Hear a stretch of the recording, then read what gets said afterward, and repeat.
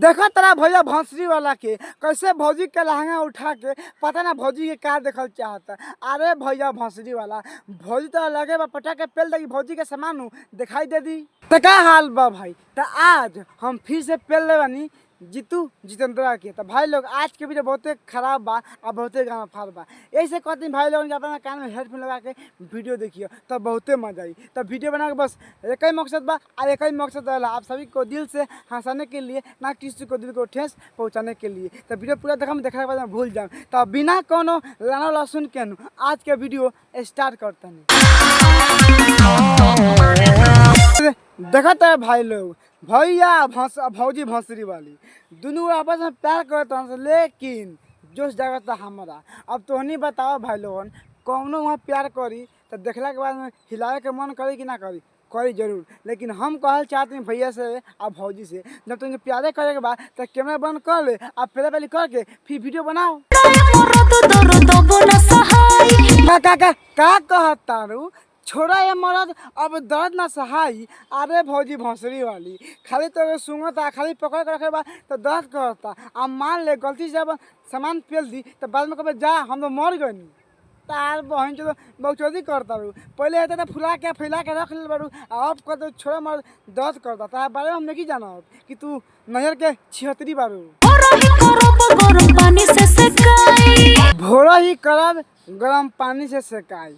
देखा भौजी इतना बचौदी पेलता रू जहाँ दिमाग खराब होनू तो इतना पहले तार बहन चो कि बाद में कम हम पहले ही नहीं की। मतलब भाई लोगन तो नहीं देखा वीडियो में भैया भी पहले नहीं के तो भौजी के दर्द करता।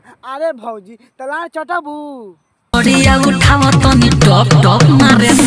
बाहर तारा बहनी के गाड़ी में सकल बलुमा के लाड़ पेलो। वाह बहुत अच्छा का सारा बात कहता कि सरिया उठावा तनी टप टप मार द। बाहर भोंसरी वाला बहुत अच्छा लेकिन कहल जाला बहन चोद की चुतिया।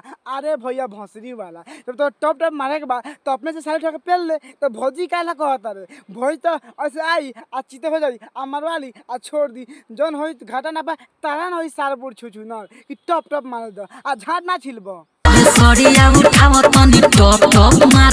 भौजी के झाट ना छिलब तारा बहनी के पटक के हम पेलो। मतलब कैसे कहता भैया यार कि सरिया उठावे द टप टप मार द।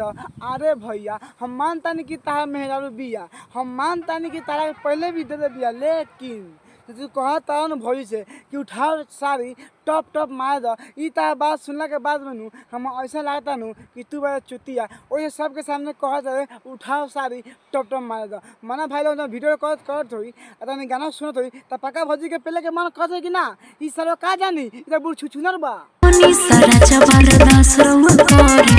अच्छा तनी सा राजा जी बर्दाश्त करी। अरे भौजी तू बहन से बुढ़ छुछुनर बारे का ना तू झाड़ छिलना बारे का मैं तू बता जब कोनो के ताक आ जाई कि हाँ मारे के बा आ तू कभी बर्दाश्त करे खातिर तो करी ना करी भले तू ना देबी लेकिन सारा हिला के नीचे गिरा दी लेकिन को बर्दाश्त ना करी। ऐसे कि हम जानता नहीं हम तो दोस्त लोग बानू मनुआ प्रेमिया मोटुआ रुपेशवा इतन बान सन तुम सब सरव कहना चाहिए हाँ हमने हिला के गिराई ले सन लेकिन बर्दाश्त ना कैले सन। तो ऐसे कहता नहीं अपना बता के इतना दुख मत दे कि तनी से बर्दाश्त करे बस उठाओ कि भैया नू हिला ले।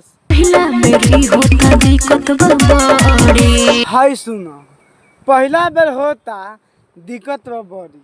अब तोनी बताओ भाई लोगन वीडियो में देख के भौजी के बाद थोड़ा पीछे करके वीडियो देखो अब तोनी बताओ कौना एंगल से भौजी ये पहला बेर करवातिया।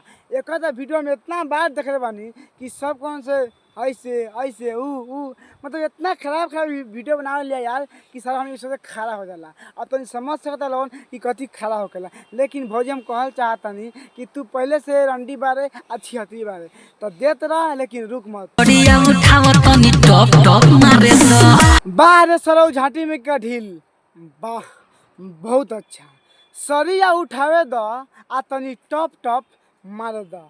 अब देखो भैया उतार में है रुबा अब तू साड़ी उठवाओ तब लंगटे करके तू भौजी के पटा के छील द ओ से हमरा कुछो लेवे देवे के नहीं के जैसे कह तन सबके सामने कि सरिया उठाओ तनी टप टप मार द। ई तार बात सुनला के बाद में हम ऐसा लागता नु कि तू सार कहियो कोनो के लेले नहीं ख आ तार कोनो तोरा कोनो देले नहीं ख। ओइसे भौजी के नु कहता उठाओ साड़ी कि टप टप मार दे। त भैया मारला के बाद में चाट लीह।